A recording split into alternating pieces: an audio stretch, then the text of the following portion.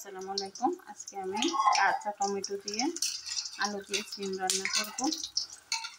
তার জন্য আমি এখানে 5 ফোড়ন, একটা পেঁয়াজ, একটা রসুন দিয়ে দিলাম। তারপরে আলু টমেটোগুলো দিয়ে দেব।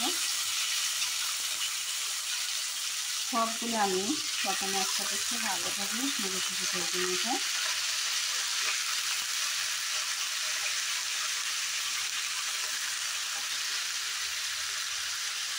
দেখো কাঁচা টমেটো দিয়ে কীভাবে কষি সিম রান্না করে, রান্নাও বলতে পারো বা ভুনাও বলতে পারো, যেটি বলো।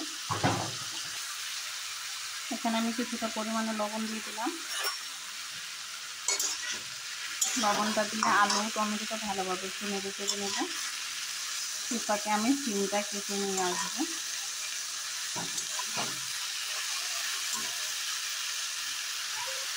দেখো এখানে আমি এবার ধুয়ে সিমগুলো দিয়ে দেবো। ভালোভাবে টমেটো, সিম, আলু ভেজে নেব।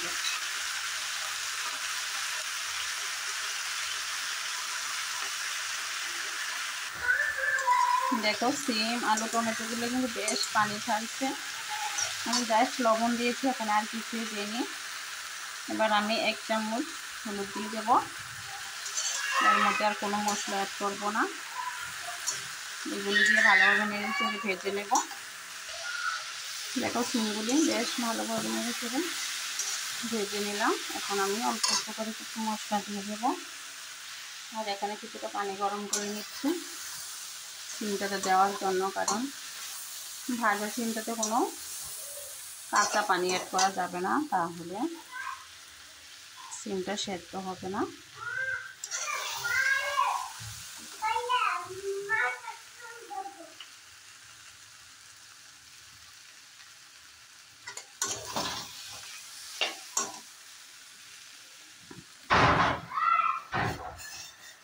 এখানে আমি কিছুটা পানি অ্যাড করে দেবো, গরম পানিতে। এবার ভালোভাবে নেড়ে চেড়ে মিক্স করে আর একটু কষিয়ে নেব।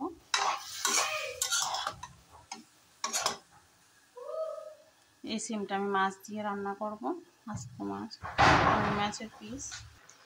দেখো সিমটাতে এবার আমি ঝোল দিয়ে দেব, যাতে সবগুলি একসাথে সেদ্ধ হয়ে যায়। এগুলি সেদ্ধ হোক, আর আলাদাভাবে আমি মাছটা ঝোল করে নিয়েছি, ঝোল বলতে ভুনা করে নিয়েছি।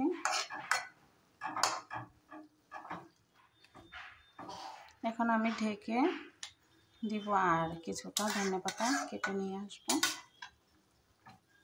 শীতের দিনে এভাবে কাঁচা টমেটো, নতুন আলু দিয়ে এই সিমটা খেয়ে দেখতে পারো। আমার কাছে তো বেশ ভালো লাগে। দেখো ভালোভাবে বলক চলে আসছে। এখন আমি কিছুটা ধনেপাতা দিয়ে দেব, পরে আবার দেব একটু।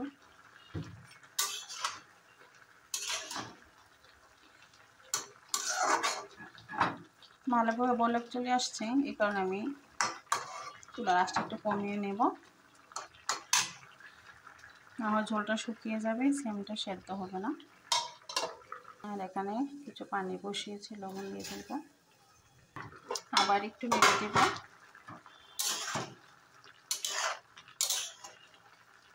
দেখো ঝোলটা কমে আসছে,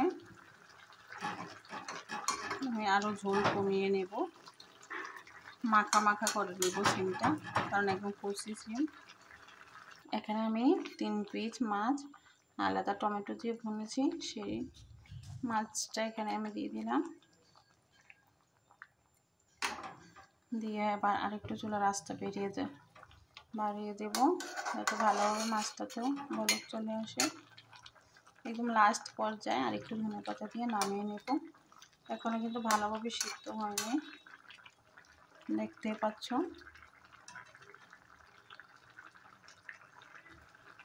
এইভাবে ভেজে রান্না করলে সিমের কালারটাও সুন্দর থাকে, আর ভাঙে না তেমন একটা, আস্তে থাকে। সিমটা বলক আসা শুরু হয়েছে।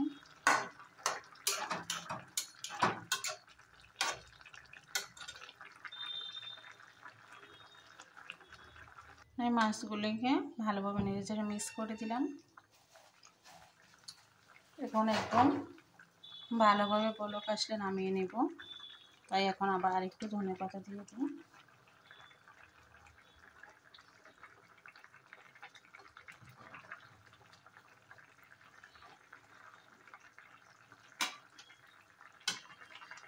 আবার ঢেকে দেব, ঢেকে আবার চুলার আঁচটা কমিয়ে নেব।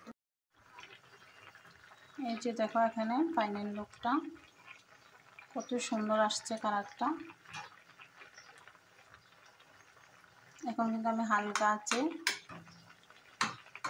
করে নেব, আরও কিছুক্ষণ সেদ্ধ করে নেব যাতে ভালোভাবে মাছ সিম সব কিছু মিক্স হয়ে যায়।